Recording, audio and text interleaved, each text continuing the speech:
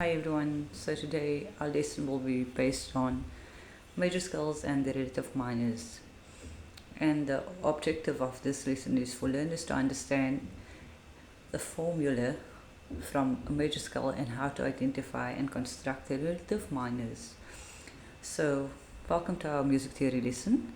I'm so excited to guide you through one of the most important building blocks in music, which is your major scales and your minor scales.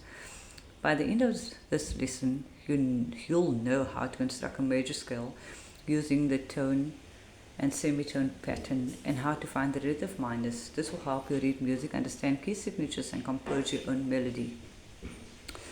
So, in this lesson, we will do a step-by-step demonstration. So, for instance, as we all know, a major scale is built on 8 notes, moving step by step from one pitch to another. So these steps follows a specific pattern, which is your whole tone and your semitones. So for instance, we will use tone, tone, semitone, tone, tone, tone, semitone. So let's apply this formula by building the C major scale. So we'll start on the note C. As we all know, if the scale is called C major, we will start on the note C.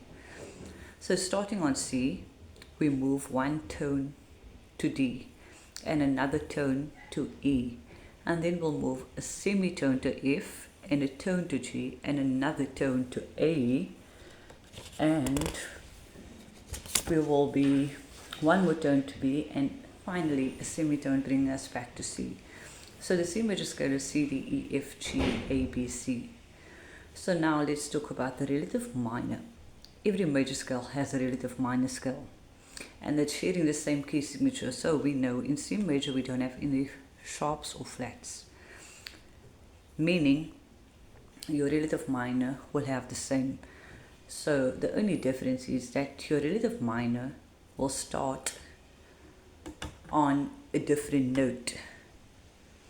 So every major scale has a relative minor that shares the same key signature, meaning using the same note same notes but starting on a different pitch.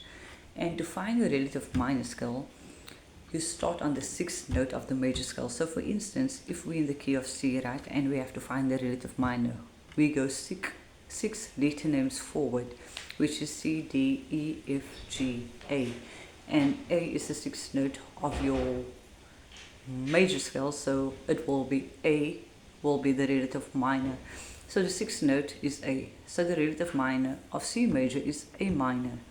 They share the same key signature with no sharps and flats. So to confirm this, let us use tone semitone patterns for the natural minor scale. So the tone and the pattern would be tone, semitone, tone, tone, semitone, tone, tone. So starting on A, we go from A to B, which is a tone, B to C, which is a semitone, C to D, which is a tone, T to E, which is a tone, E to F, which is a semitone, F to G, which is a tone, and G to A, which is a tone. So the notes are A, B, C, D, E, F, G, A. And that is the same key signature as C major. So let's try another example. If we have the scale of G major, so now we know G major has one sharp, which is a F sharp, and the scale is G, A, B, C, D, E, F, G sharp, G, A, B, C, D, E, F sharp, and G. And to find the relative minor, we will take off to your 6th note in your major scale. So your 6th note in your major scale is E.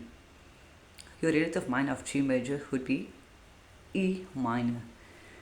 And now you have to remember that your E minor will have the same key signature as G major. So it will have a F sharp as well.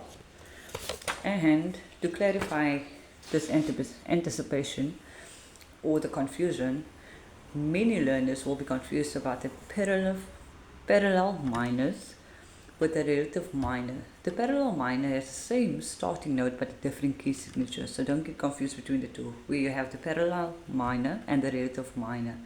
So your relative minor starts on a different note but has the same key signature. So all you have to remember is your key signature of your major scale going to your sixth note, and your sixth note will be your starting note of your minor scale, but you're going to have to remember it shares the same key signature, just starting on a different note. I hope you enjoyed this lesson, and I hope you have learned something.